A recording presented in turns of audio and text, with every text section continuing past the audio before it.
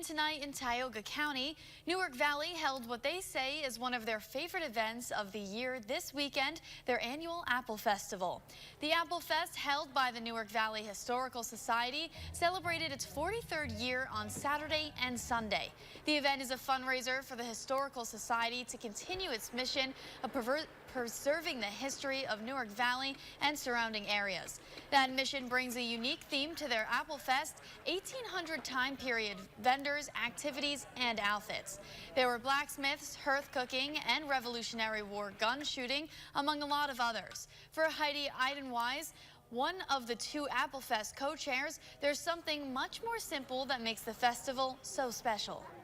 You see people you haven't seen in years always coming to this event, and you're like, hey, how are you? And you get to catch up, and it's always like picking up right where you left off, and it's just so wonderful to have that chance, because it seems that everyone always comes to this event, and it's the one to be at.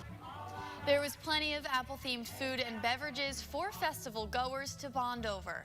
Live music was also playing around the grounds, and children activities were a highlight to ensure there was family fun.